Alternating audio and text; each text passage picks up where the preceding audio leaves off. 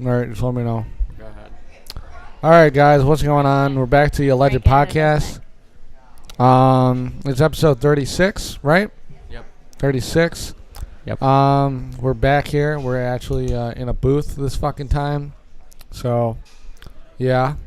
Today is kind of a rough day. There was a shooting that happened in Vegas, and I just want to say, our condolences and our prayers or whatever go out to those people out there. The last time I checked, it said like 50-something people are 58. killed, 58, and 515 are injured. And I don't know if that counts to keep going up or what, but I just want to get it out of the way. Like, we're really sorry about that. It's really sad and tragic to happen, especially in a place like Vegas.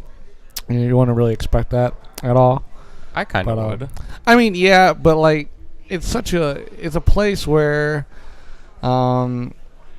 people go there for fun. You know what I mean? It's not like... Exactly. That's why it's an easy target for sociopaths like this guy. Yeah. Well, I was reading up on the guy. Apparently, he was living in a place outside of Vegas, just a little bit. Yeah, he lived like 90 minutes outside of Vegas. Yeah, and he would go there every once in a while and gamble and go to concerts and stuff like that. And he was like 64, I think. And I don't know, he was like an average Joe or whatever. Like his brother was saying, like there was no way in hell like they would have ever thought he was going to do something like this. And I think that happens with most people, I'm sure. Yeah. Well, yeah. Most people do have signs, though. I mean, There was a report that said that he might have been in Vegas since last Thursday. Yeah. And it's Monday, and this happened yesterday. You just got to think, though. I mean, he was in a hotel, right? Yeah. Did you see the picture, like the diagram of where the hotel was and then where the shooting was? No, it's I didn't. really, like, hard to, like, think about because it's... So, if you go to npr.org, there's an article about it, and there's a picture that shows, like, the strip, and it points out where he was. Yeah. Which is at the... Mandalay Bay Resort Casino. And he was 32 floors up, and he shot literally like across the block to the stage over here. Yeah. Like, that's real. I mean, guns are powerful. He had an automatic. Well, yeah, he was unloading. But to like shoot from one block to the next and you hurt a lot of. I mean, he killed 58 people.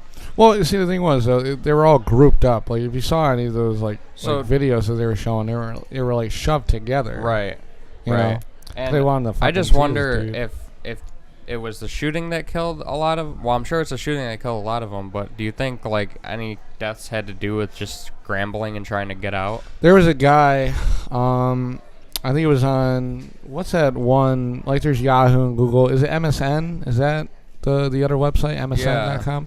Yeah. I think they had an article that was saying that they talked to this guy that was like in his 50s, and he was saying like, I jumped on top of like a couple of 20-year-olds, and I was like, it's okay if I die because I lived a good life. I mean, they're in their 20s, and while I was on top of them, I was getting trampled on. People were stomping all over his back. Right. So I mean, probably something like that, but I'm sure most people, were killed by him probably.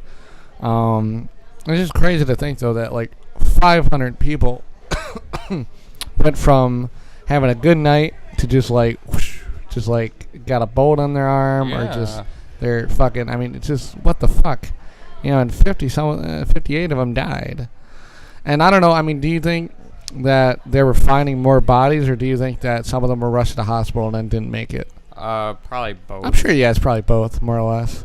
But I don't know. That shit fucking scares the shit out of me. And you want to know that something ironic for me is that Don Rickles died a little while ago. You know what Don Rickles is, right? He's that bald comedian. He was like 90-something years old.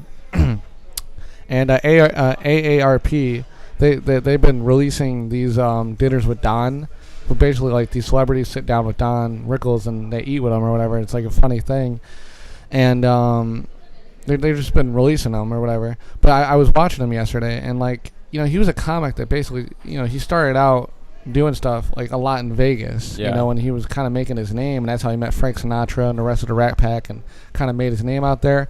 And I was just like, you've never seen Casino, but Casino is all about how the mob used to run the casinos and how it was a very class-based system and it was very, organized, through crime, but it was a very, it was respect-oriented. Yep. Nowadays, which they show in the movie, it's, there's grandpas and grandpas doing the slot machines, and it's just, it's not the same. It's not that classy, wonderful place that it used to be. No, it's where old people go because they're bored. Yeah. It's where gamblers go because they can't stop themselves. Where losers like Tom want to go.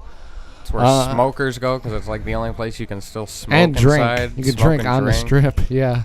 But I don't know. It's just weird because like I was watching all these things and they were showing these old pictures and stuff like that. You know how I love vintage stuff. And I was looking at that. I'm like, God, like what a beautiful place that really is. Like I really never looked at it that way. And then like, that was yesterday. Yeah. And now today this fucking happened. I was like, Jesus fucking Christ.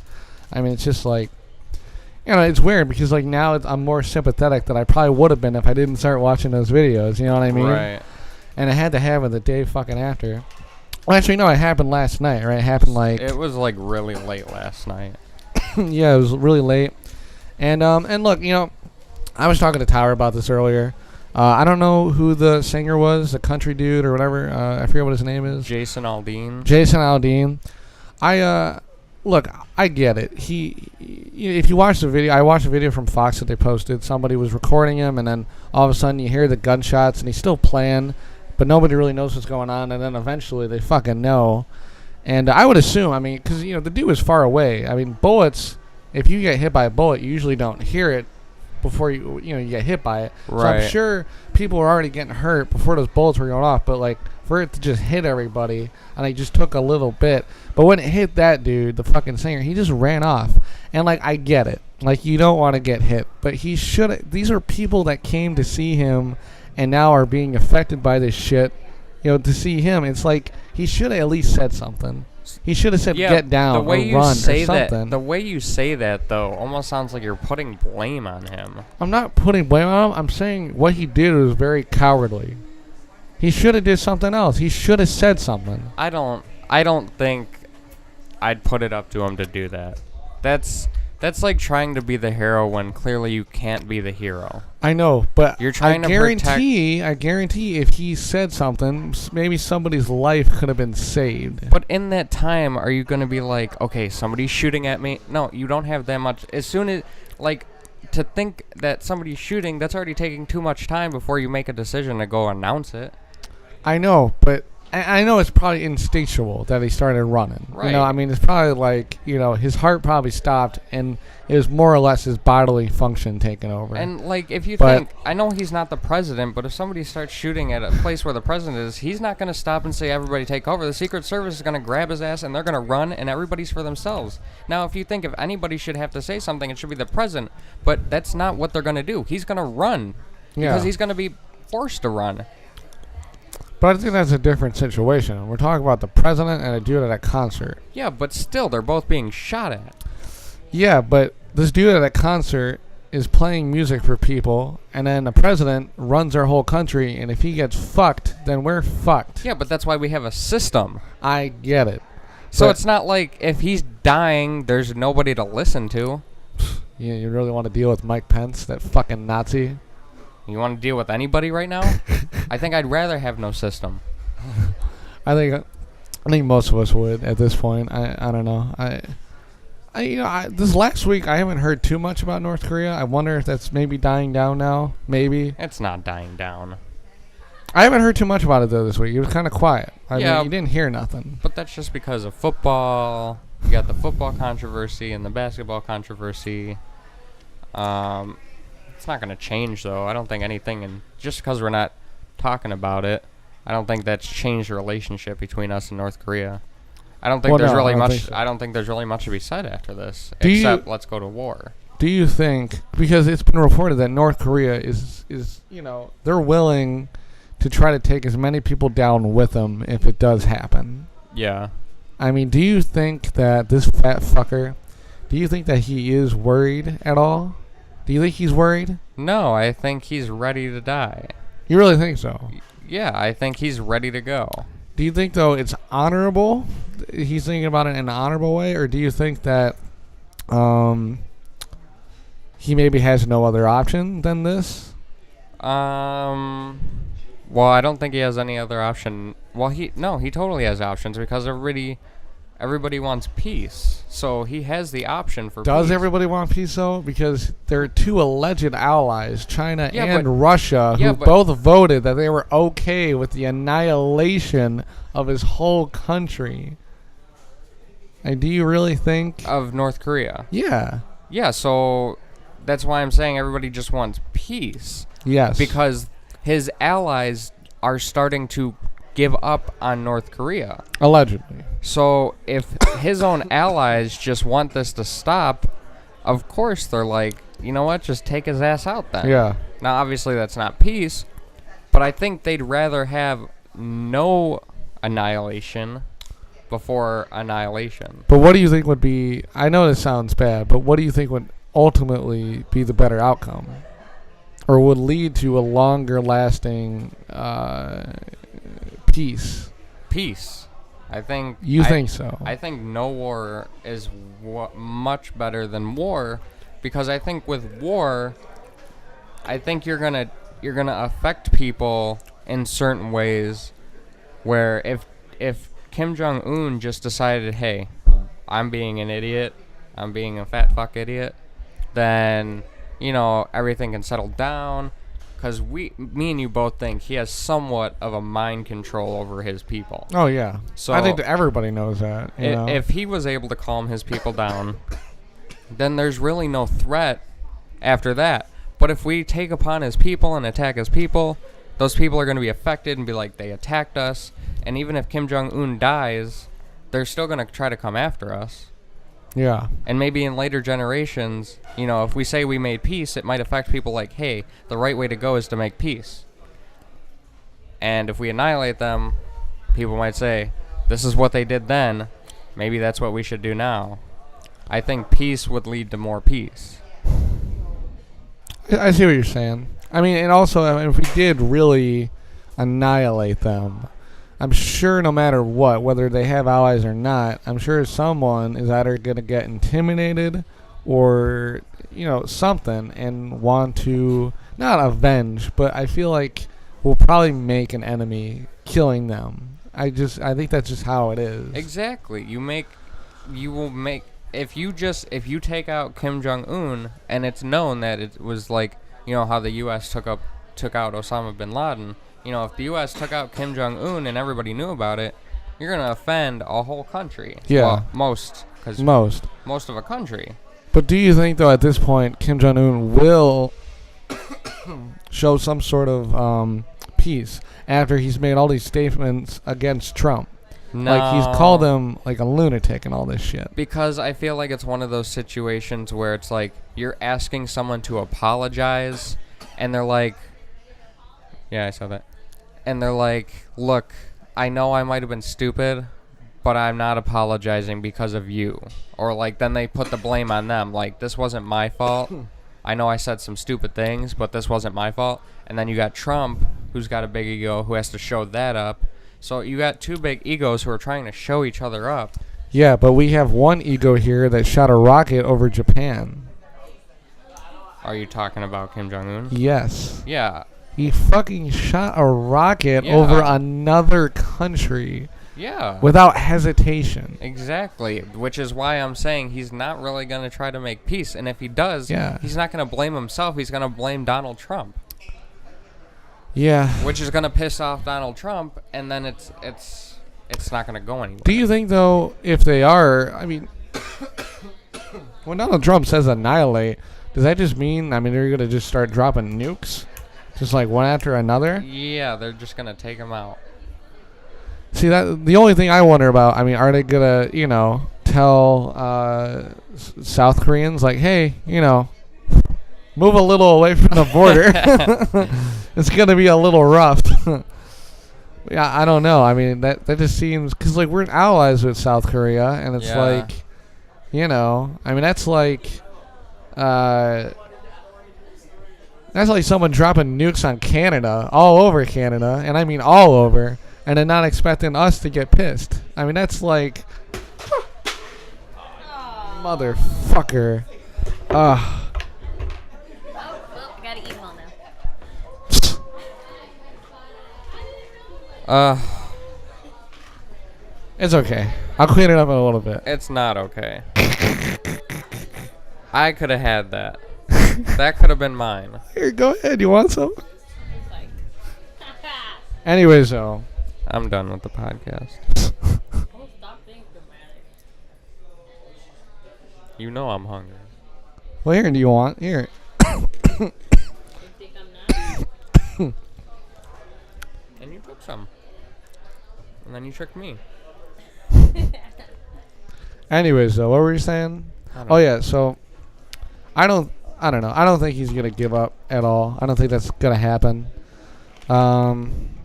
Do I think, though, I mean, I don't think there's going to be a war by any means. Like, I really don't think so. What? What? No conflict. Exactly. I just poured a whole handful of your snack bits in my hand, and I got pretzels and almonds with no chocolate. Chocolate on the floor there. Shout out to Hershey's. Yeah, so I don't think he's going to give up either. No. No! By the way, we have Humna on the podcast. I know she hasn't really said anything, but she's here. Sorry, I'm doing social media stuff. Yeah. I just wanted to mention, though, that you're here. Anyways, though. I'm alive and breathing, guys. So let's talk about your new guitar. Oh, yeah. So finally, after about 19,000 years of saying I'm going to get a guitar, I finally got a guitar. And it's everything that I wanted it to be, but it's also, how do I explain it? So the guitar that I had, that I've been playing for a while, has been a Strat, and a Fender Stratocaster. And it's kind of, I mean, I don't know. It's not shitty. It's just I really don't want to play with it anymore. I just had it for so long. And the thing is, though, I had it set a certain way. And I sent the tech, because the place that I bought it from, which is Wildwood Guitars, the guitar that I bought now, they have a tech. And you basically could tell them, like, hey, this is how I want my guitar set up. And I want these strings on it and da-da-da-da-da. So that's what they do. And the guitar itself is great, but it's got a way different feel to it, because the guitar neck, the place where your left hand is grabbing to handle the notes, it's got a fatter neck, and I knew it did have a fatter neck. It kind of feels like a baseball grip, almost like a bat, but and it feels good. I mean, it feels way nicer than the other one, but the other one is thinner, and I kind of got used to that. So now when I was playing this one, like, I can't be as fast as I want to be. Mm-hmm. Like, it's a completely kind of different feel. But it's definitely, I just gotta practice more on it, basically, and then I'll probably go back to speed. But other than that, though, it's amazing. It's called a Fender American Professional Telecaster, and I got it in the butterscotch blonde color with the black pickguard and a maple neck, and it's absolutely just, it's beautiful. It's everything I could have wanted out of it. You know what I mean? Yeah. And I was playing the shit out of it the other day. I played it, like, I think I woke up at like 8 o'clock. I went out to breakfast with my grandparents, and I came home at 11, and I think I played it until about 4:30. That's the most I've ever played guitar, like, in that, like, stretch of a time, in like a long time. That's gross. But it's so good. It's so great. That's so gross. But I was gonna get it in a different color that I was telling Tyler about. It was a seafoam green. I think you should have gotten it in this color. But it's I don't know. It's the only telly that I own right now, and I knew if I didn't get this color and just the way it looks, I knew I wasn't gonna be not satisfied, but I knew I was gonna have slight regret if I didn't have it. Yeah. Because I talked about this in my speech class, because I recently did a speech about my favorite album, which is Exile on Main Street by the Rolling Stones. And when maybe like 7th grade or so, maybe even 8th grade, I was really getting into listening to music more and more. I kind of really didn't like it when I was a kid, and then I listened to like stuff more and more. And once I started getting into the Beatles, I started looking up guitar stuff and all this other shit. And I was thinking, like, maybe this is kind of what I want to do. And I was kind of embarrassed to talk to my parents about it. And then one day, me and my dad, we watched Crossfire Hurricane, which is an HBO documentary about the Rolling Stones. And they show this clip when they're in France and they're doing this album, Exile on Main Street, and they're doing it in this villa. And they're, they're running away from having to pay taxes and all this shit. And just seeing Keith Richards in his basement just playing this beat-up 1952 blonde Telecaster with a black pickguard, and it's got this worn-up, like, maple neck. That is what probably got me to really want to get a guitar. And then I think I told my parents, like, a few months later, like, hey, I want to play guitar. And, like, I got a guitar years before, and I just didn't play and whatever. But this was, like, I knew after that this was it. And I don't know, it's the guitar. For me, it's just the sound of it. It's just that perfect sound. So getting the blonde is kind of coming full circle for you? Oh yeah, definitely. It's got everything I wanted to. And it comes with this really beautiful case. I posted pictures on my Instagram. It's got this modern day kind of case, and it's got a fuzzy inside, and it came with a bunch of different they call it case candy, but I got a certificate for the guitar with the serial number and all that. And they also have like a 30-day free trial for guitar lessons for Fender. I ain't gonna use that shit, but it's cool. And then back in the old days, the Telecaster used to come with this plate that would go over the back pickup, the bridge pickup, and it's called an ashtray. And literally what I don't really know what it was for. They just put it on top of it, and you can just pull it off. And the reason why they call it the ashtray is because people will literally just pull off the guitar and just, like, put their cigarettes in it while they're playing. Like, that's literally what they would do. They would just put it back on the guitar. That's kind of stupid. Yeah, it is kind of dumb. But I don't know why they did that. I think the whole point of that was maybe because it was a really twangy guitar. Maybe they thought that covering it up would maybe give it a different thing. But anyways, so they do give you that, but it's a different version where it only covers up like just a little bit of like the saddles or whatever. So it's kind of like a modern day take on it. The whole point of this guitar is that it's a modern day take on it with vintage stuff on it. So I don't really know how to explain it to you if you're not a guitar geek, but just it's one of the best playing guitars I played in a long time. And I've played Gibsons, I've played Fenders, I've played PRSs, and I've played Gretsch's. This is by far the best guitar I think I've ever played, ever. It feels great. And I think it's also a mental thing, like I own it, you know? So it's probably like, yeah, this feels great. But yeah, I absolutely love the guitar. It's great. And mentioning that I have a new guitar now, I didn't really want to start my my new podcast with the guitar I had. I just didn't really want to do it with that. But I am going to be starting a podcast. It might be in video form, not on iTunes and all that shit, obviously, but on the YouTube version, it'll definitely probably be in video form. Not sure exactly what the whole thing is going to be about. I know I'll be talking about music, my movies, TV shows, writing, etc. All that kind of shit.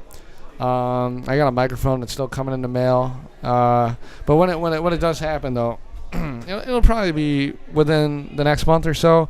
I'm not sure how many I'm going to do a week, though. I'll probably just do one a week. I mean, we got the Alleged podcast that's supposed to come out on Monday. And then, Tyler, your podcast comes out Wednesday and Friday, right? Yep. So maybe, I don't know, maybe it'll be like a weekend podcast I could do. Why are you looking up Garcia off of Criminal Minds? Because I want to. Oh, yeah, they're on a Criminal Minds binge, apparently. Oh, yeah. I love Reed. But I was looking at my calendar during our last class. Yeah, I noticed that, yeah. I was, like, trying to, like, figure out, because we need, like, to get on this video shit. Yeah, no, like, we do. Bad. We do, yeah. So... Well, are we going to do that Uno video? I mean, that seems like a simple video. We can do that. We need... If anybody damages my Uno cards, I will hurt you. I'm gonna spit on your cards. We You We may have- be having missing body parts. we upload on Mondays, Wednesdays, and Fridays with the current podcasts. This podcast though would probably end up going tomorrow, right? They're We'll s- recording it today. We'll see. We'll see. So which leaves Tuesday and Thursday open with nothing uploaded.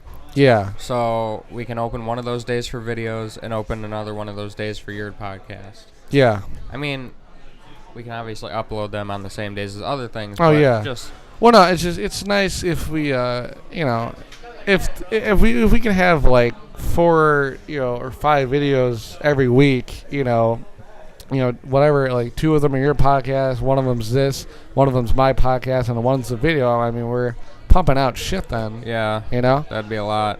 It would be a lot. And if I do have the video form, that'd be, another video that, that's there. Right. So But, yeah. So, if we put a video out on like every Thursday, that would give us. Well, we could shoot it every Tuesday. I mean, if you'd want to do it tomorrow.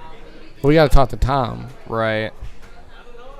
I'm sure he's down. I mean, what the fuck is he going to be doing on a Tuesday? Other than jerking off with his fucking shirt off and then Well, he smearing his sleeps. jizz all over his piano. He sleeps at 8:00 at night on a Saturday. So Yeah, so, When last time we asked ourselves that, it didn't work out so well. yeah. I'm gonna ask him right now. Kid's a fucking nightmare.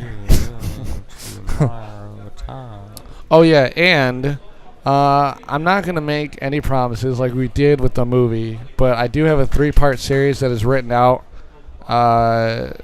When the winter comes, I'll start putting flyers around Moraine, and if we get enough people to do it, we'll probably end up shooting it. But that's all I'm going to say, because I'm not going to promote something if we're not Damn. fully going to be committed to it. Look, babe, skill. I don't know about that. Oh. All right, now it's good. But yeah. Yeah. What's the 3-part series about? It's kind of hard to explain. I mean, I don't really want to give it away. Let's just say, well, I mean, it's called, so I it's mean, got my name in the title. You know what it is. They also, you can keep things secret without. You can tell things to people without giving things away. Okay, let's just That's say. what trailers are for. So, I kind of took. See, when I wrote the movie, I was really trying to make up characters, and that's hard to do like on the spot, but I did it, and it kind of worked out. But for this, I kind of wrote it maybe towards the end of the summer. Maybe I started maybe before that, but I kind of just used ourselves as characters, and it kind of. It was kind of easy to write, but it's. How do I explain it? It's very. It kind of surrounds 2 or 3 things, and they all kind of follow all the way through. I mean, a guitar is involved, records are involved, and what's the other thing? I forget. But there's 3 elements that are a part of this, and it's called. Should I just say the name? I mean, it's kind of a dumb name, but it's just. I know it's part of it. You know the name. Say it. All right, it's called Zach Dorr Saves the World, and it's just I don't know how I really can't. It's not what you're gonna think it is. It's very I don't know. It's out there, but if we do it, you'll get to see it. All right. But it'll be a 3-part series. I don't know how long the 3 parts will be. One episode that I wrote is 34 pages. One of them is maybe 50, and then another one is like. I think like 40 something. Gotcha. But you never know how long those are going to be, and you never know how much stuff we're actually going to shoot and how much stuff we're going to keep, and da da da da da da da. I yeah. couldn't handle our class today and Which one? minorities. Minorities, I yeah. was so many times. Oh yeah, we skipped math today, by the way, again for the second time in 2 months. Like It's pretty. there was so many times today where I just wanted to pass out. And I almost did. I felt myself kind of leaning one way a few times. I hated it. Like there's only 2 classes. Let's see how many classes I've taken. 5, 9, 13 classes total in the 3 semesters that I've been here, and there's only 2 classes that I've felt this way about, and it's our minorities class and fucking Shepherd? Shepherd. First Shepherd, right? Or both? Well, our science classes had their days, but it wasn't every day. Yeah. This class is every day. It was our second humanities class. Oh. Yeah. That's the one I hated. Yeah, that was pretty boring. I don't know, but this class that we have now, minorities, is it's really shitty. I mean, you said that you were dozing off. I dozed off like 3 or 4 times. Like I was trying to read stuff in the book, and like it would go from me reading consciously, and then all of a sudden, like my brain starts thinking about other stuff, and then all of a sudden my eyes are closed, and it's like, oh shit, you know what I mean? Yeah. Happened like 3 or 4 fucking times. Well, it's like when I'm sitting there and I'm listening to her, like I can kind of start to realize when I'm kind of becoming into more sleeping mode. Yeah. Because like I'll wake up again and I'll be like, I don't know. I can hear her, but at the same time, I didn't retain any information that she said whatsoever. Like I heard something in the background, but I don't know the words that were coming out of her mouth. I wasn't listening. I wasn't listening to her like at all. I wasn't either, because let's talk about white privilege today. Yeah. Let's talk about becoming white today. Like, this is more of a... In our book, it literally says, like, there's a section that says whiteness, and there's another that says becoming white. Like, what the fuck, dude? It's funny. Like, it's absolutely fucked up. And, like, I get it. Like, she's supposed to talk about, like, minorities and all this shit, but, like... I mean, you know, the one thing that I really got annoyed by is, like, white people automatically don't think this or they don't think that. And it's like, literally in the beginning of the class, you said that it's a bad thing to say most people identify to this. You know what I mean? Yeah. And she was just saying, oh, well, you can say, oh, all these black people do this. And it's like, well, now you're doing that with white people and you're acting like it's okay. Yeah, because... What the fuck? Well, you'll get those people that'll be like, well, white people aren't a minority, so it doesn't even matter. Well, we're technically, right now, we are in a minority because there are more Mexicans in America than there are us now. That's been the case for a while. I don't know. I'm Mexicano.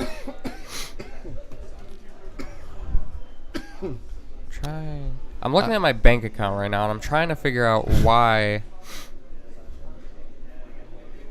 Trying to figure out why what?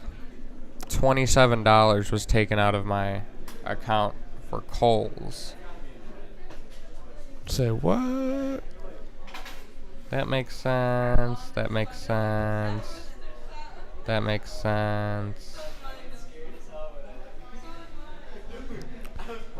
CNN just posted a thing saying right now, the Las Vegas shooter was a retired accountant who played $100 a hand poker.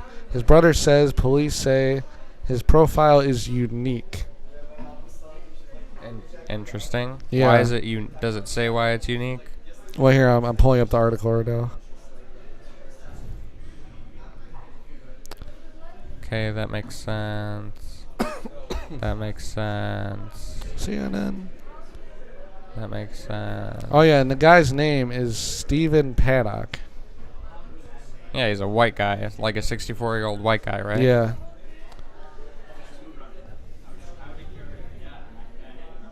This is the guy. Yeah, I saw his picture. It's really strange. He's really strange looking. I just wonder if he's there. Yeah, I don't know. He looks pretty good, though, for 64. Yeah, let's compliment how he looks. I'm just saying, though. I mean, I wouldn't think he's 64. Like, what the fuck? Well, he's dead now for good reason. Yeah, like, killed himself. Do you think it's satisfying when a terrorist goes down?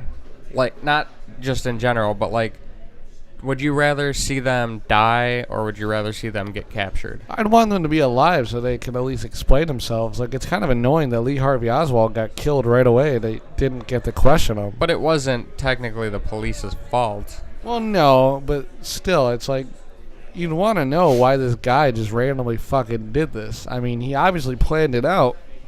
It wasn't Lee Harvey Oswald. It was Ted Cruz's dad. According to Donald Trump. According to Donald Trump, yeah. But I don't know.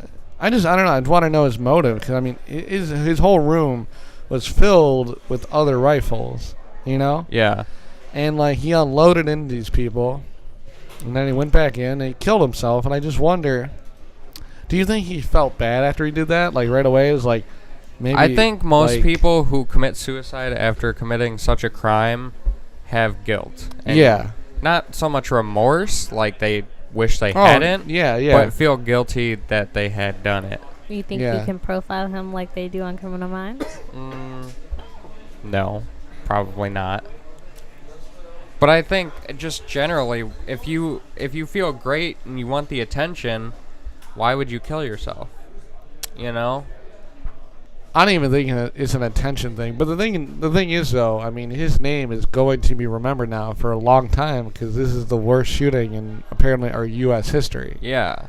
I mean, you know, it's so fucking weird now, because this guy, no matter what, is a part of history now. Yeah.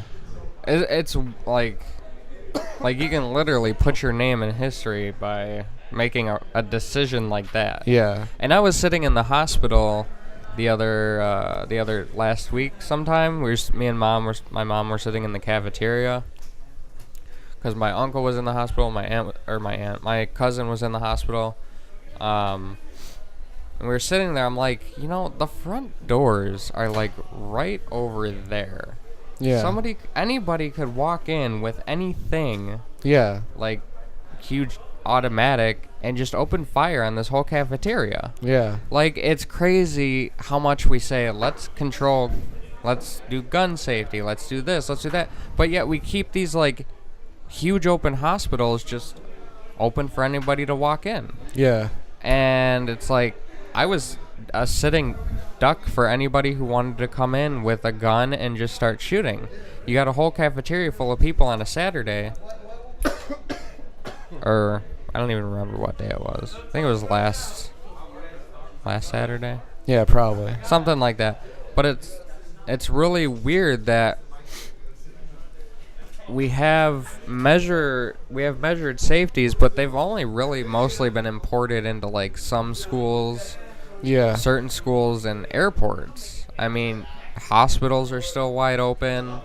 Yeah. I can walk up to any floor where there are patients being treated, and you know, anybody could open fire on any floor. Yeah.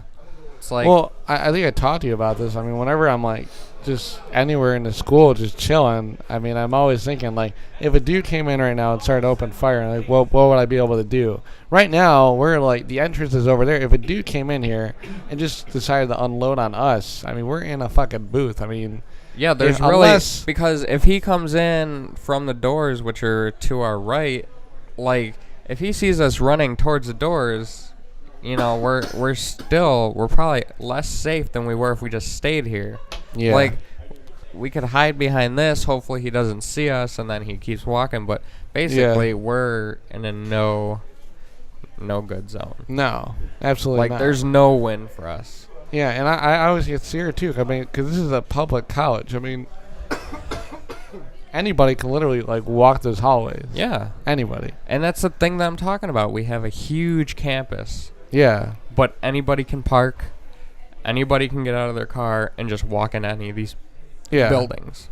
Like, there's just no measure. Yeah, but the bottom line is, I mean, if we take as many precautions, like we have, you know, metal detectors in every single door and every whatever, I mean, then it puts us all in a state of fear at all time. And I think that's just, you know, a negative entity. I don't like to live by fear either. It's just the thought that goes through my head. My mom really likes to live by fear. She's, you know, if you decided to take the dogs out for a walk when it's starting to get dark, she's like, "Are you sure you want to do that?" I'm like, "It's fine, Mom. I'll be fine." Yeah. You know, it's the chances of me getting attacked personally in this neighborhood are probably still slim. You know, so I'm like, if you live your life by fear, you're not going to do a whole lot with your life. Yeah. But I don't know. some people choose to go that route. Yeah. Well, I told you though. I mean, I'm paranoid all the time, and I'm always thinking about that shit. You know, I don't know. Like that's definitely a big fear of mine. 'Cause I don't know if you ever watched like the Columbine shooting. Yeah, Like, I did. Did you ever watch that footage where they're in the library or whatever? Yeah. Just that whole thing is just fucking scary. I mean, like there's those two kids that end up like they're like hiding behind the couches, and they find them, and then like they're both crying, and they just fucking shoot them. Mm-hmm. I mean, it's absolutely just fucked up. I mean, most people that do this kind of shit are just heartless pieces of shit. You just wonder, like, why this guy... I mean, from what I can say is, like, he's this old dude who doesn't seem to be doing a lot, and he goes to Vegas every once in a while, and he plays some hands. I feel like maybe he was just bored, and, like, his... I mean, obviously, he wasn't in a good mental state, and he's probably just super bored with life, and he thought that he was probably just going to have to go out with a bang or something. I mean, something had to have pushed him to do this. He was a pilot. Yeah, he was a pilot. Yeah. Dude, he wasn't an airline pilot. He was just like probably like a small planes pilot, right? Yeah. Yeah, that's I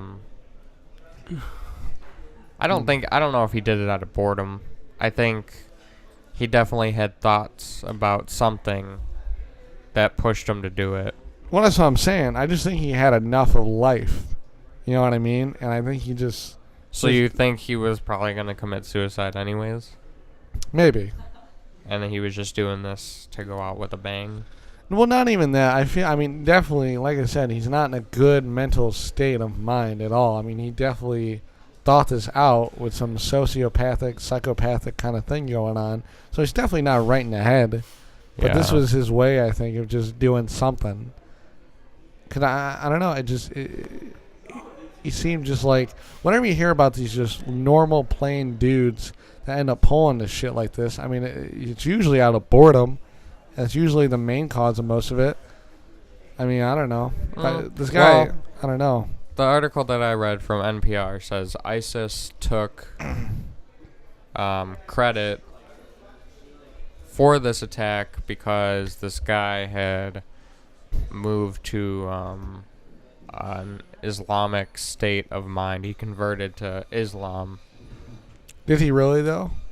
That's what we don't know. We don't know if he did because ISIS likes to take a lot of credit for a lot of things and then try to connect the pieces to make it legitimate. So we don't know if he really converted to Islam. We just know that that's what ISIS is saying. And I still wonder how people are able to convert like that. What do you mean? Well, how someone like this guy is got the support of ISIS, which means they had to have known somehow. So how does a guy living in the United States still convert without being caught like that? Well, he converted to being Muslim. There's nothing. No, but illegal about ISIS. People convert all the time. Listen, that's Yeah. not what I'm saying. Okay. ISIS took credit for this attack. ISIS probably had nothing to do with it. I They know, just but wanna let's take just say credit. they did. Yeah. Let's just say they did. Okay. This is all hypothetical, guys. Okay. Just No, listen. I'm listening. Let's just say they did. Obviously, they had to have contact with this guy in some way or another. And if he converted and reached out to them, how is he able to reach out to them without getting caught? Like, I mean, I know you can do a lot of things, but still, it's got to be hard to be in contact or I don't think so. overseas. I mean, I'm I pretty think it sure is. in every country Well, they've got some like subgroup of them. But it's just, this is a terrorist group that is constantly monitored by a bunch of people in the government. yeah. I just find it hard to be able to see really a lot of people being able to convert and make contact overseas. I don't know. That's just my opinion. Well, I mean, he is a pilot. I mean, maybe he went overseas, with that intention, didn't tell anybody, went overseas, got a hold of something, and, flew to some territory where he was able to meet up with someone, associate with it, and I don't know, something like that. But Well, I mean, if he's just a small planes pilot, I don't know about that. I'm not saying flying over there. I'm saying he went over there and Okay, I see. flew to some secure location or something like that. I mean, you never know. I mean, I don't think this has anything to do with ISIS. I feel No, like I they're don't. just I claiming don't it. think so either. That's why I'm trying to justify why I don't think it's really possible for that to have went down like Yeah, that. and this isn't the first time that they've claimed something that had nothing to do with them. Well, yeah, because they want to claim Of course, they want to claim the biggest mass shooting in the Yeah. United States. No, it's absolutely bullshit. I don't fucking believe that for a minute, but I don't know. I definitely don't think the dude was in a good place, and definitely I don't know. It absolutely just it's disgusting what he did, But you just gotta wonder, like, did he hesitate at all? Do you think? I mean, do you think he pulled his gun out and then stopped for a second? But then, I mean, you never know. I mean, this guy seems like a normal guy, and he turned into a fucking mass murderer within just seconds. Well, I don't know if we talked about this, but what are like 3 events? Like nothing would change. You would kind of be there to witness it. What are 3 events that you'd want to go back in time and witness? Good or bad? It doesn't matter what. Well, okay. What are 3 like? I guess I'm pushing towards negative events, like stuff like that. Probably the assassination of Kennedy would be number 1. I'd probably want to see Hitler kill himself, and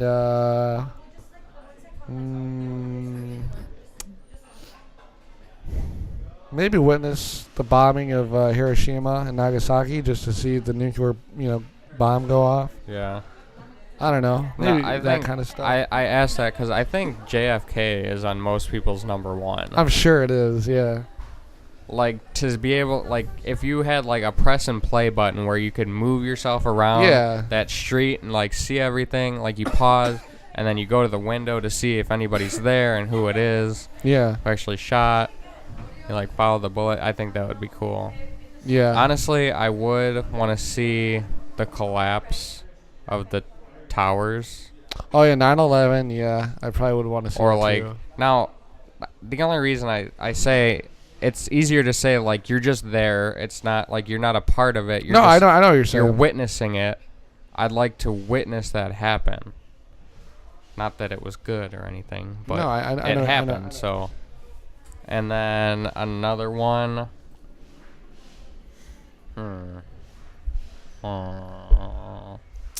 I'd like to witness some of these people who say they've been abducted by aliens. I'd like to witness that. Yeah, but then, say, like, you only got 3, and they're like, yeah, you only get 3, and that's it. Say you get a guy who's a fucking liar, and you just witness him going, I'm going to make up this story. Like, that's hey, it. Then I know. Yeah. I don't know.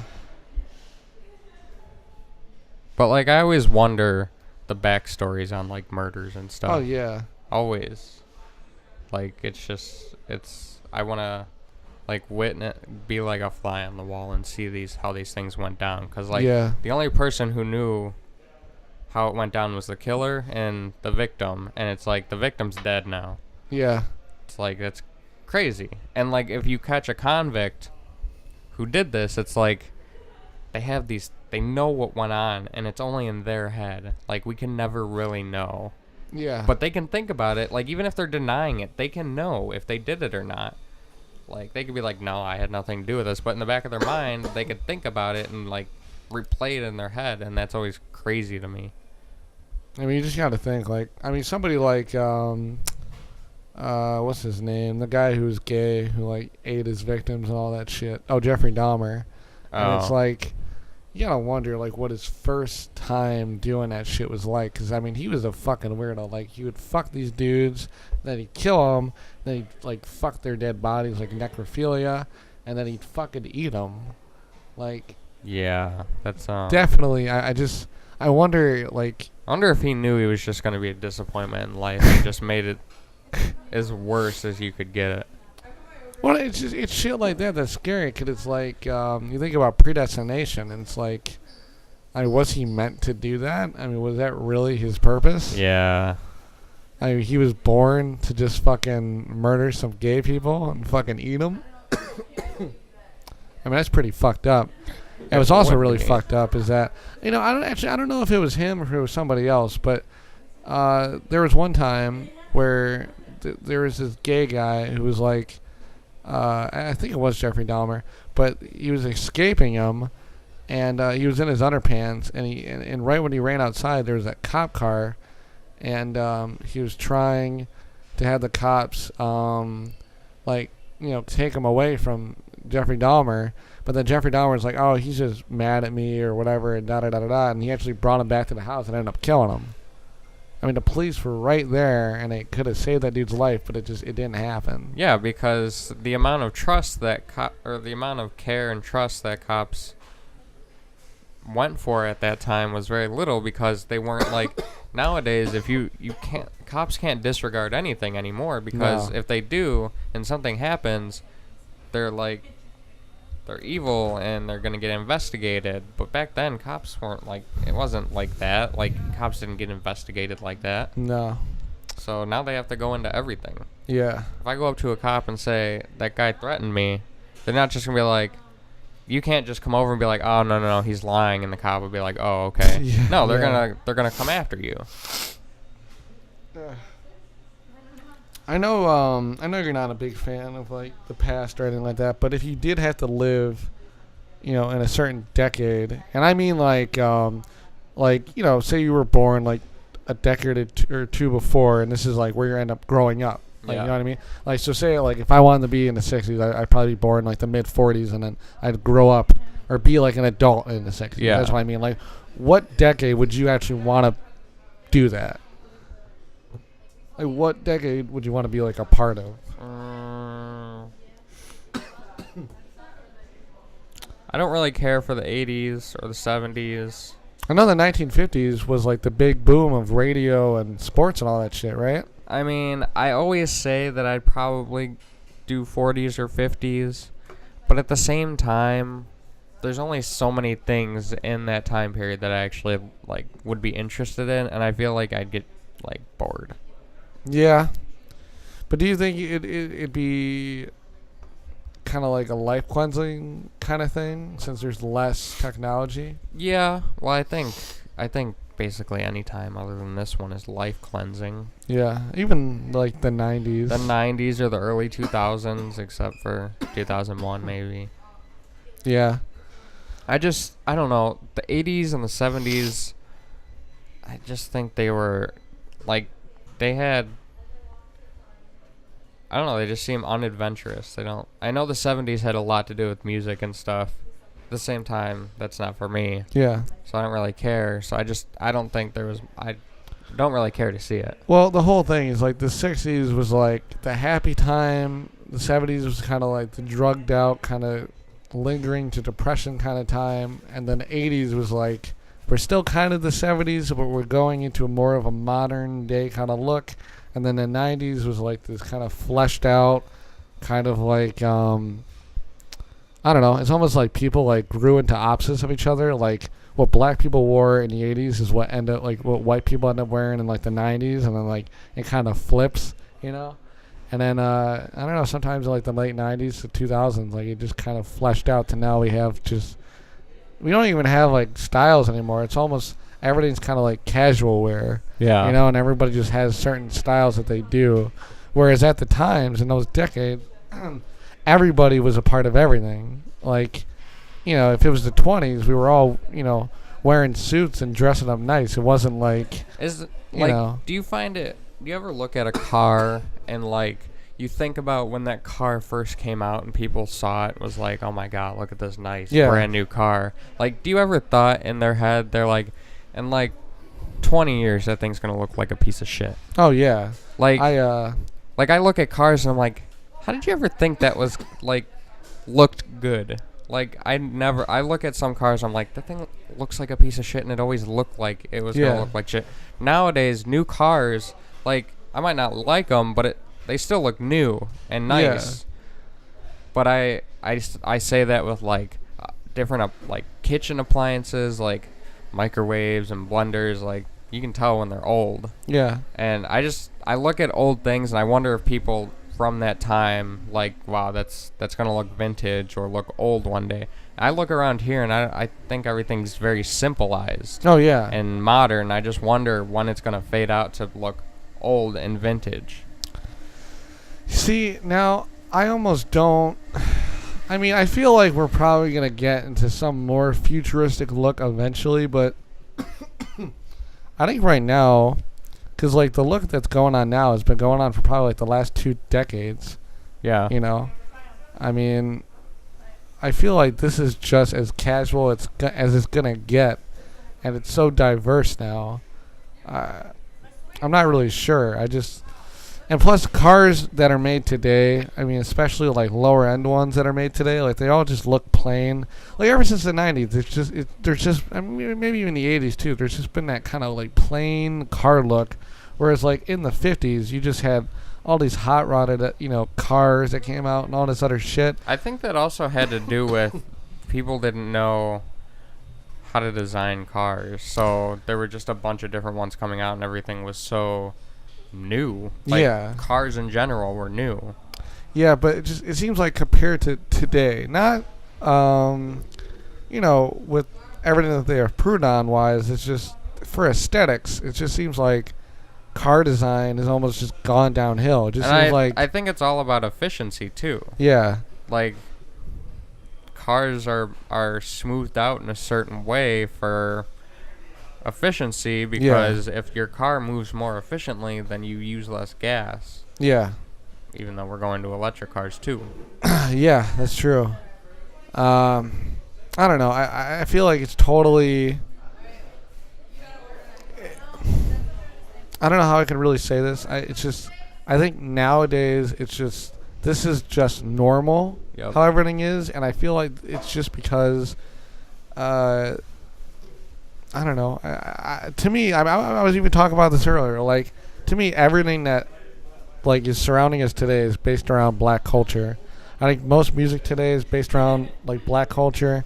I think all the movies we watch, all the comedy that there's out. I mean, it just seems like everything's attributed back to like where it first started from. And I don't know. I feel like that this is just diverse and it's casual. And I mean, our life right now, I mean, we're in a developed country. That doesn't mean that it's like this, in like Armenia or fucking Israel or something like that. I mean, their norm is way different than our norm. But our norm to society is very diverse because America is diverse as it is. Right. But, you just wonder, I mean, how many years, I mean, what country, it sounds stupid to say, like, what has the record, but, like, what country has been practically the same clothing-wise and fad-wise for, like, over 100 years, and it seems like the Middle East has been non-changing in that aspect. Yeah. I mean, yes, they have new cars, and Dubai, they make these big-ass fucking buildings, and they make, indoor skiing rinks and all this shit, but in the end, it seems like their main style in society has not changed whatsoever. Right. So, I don't know. I think it's totally... America's definitely not traditionalist anymore. No, definitely not. But, but anyways, though, well, what decade, though, would you want to actually choose? 50s, I guess. 50s? I mean, I don't really... Like I said, 70s and 80s are already out there. I have no desire for the 60s. And I don't want to go back too much, because then it's like, what is this? So I think the 50s is like where things start to modernize in their own way. So I'd want to see it like going in a modernized direction where we're at now. So I feel like the 50s is the last time that kind of happened, where things kind of revolutionize Yeah. in technology. I would really like to see the 1920s. I feel like that'd be awesome to be there, but at the same time, I would not want to deal with the 30s afterwards in Yeah. depression. Depression. I wouldn't want to deal with that. But probably either 20s or maybe the 60s or the 70s for me. I wouldn't want to do 80s. I wouldn't want to do 90s. Yeah, no, I wouldn't probably go below that either. Because 1910s is like kind of like that transitional period into into like kind of not what we know now, but like what ends up kind of crafting out what everything's gonna look like. Yeah. So I feel like the 20s is just everything's kind of built up, and it's just everybody's making money before the depression, and it just seems like such a fun time. Like it just seems like such a party time, So I don't know. I feel like that would just be fun to be a part of. Drug head. Yeah. But I don't know. And the 50s would be cool too, because then you get to witness the birth of rock and roll, and radio blows up, and TV blows up, and I don't know. And then movies go to color. I mean, it's such a significant era. I don't know. I mean, there's a lot of options, but for me, it'd probably be 20s or 60s. Those wouldn't be bad at all. Okay. Are we closing up here now? Yep. All right. Well, it was nice talking to you guys. Goodbye.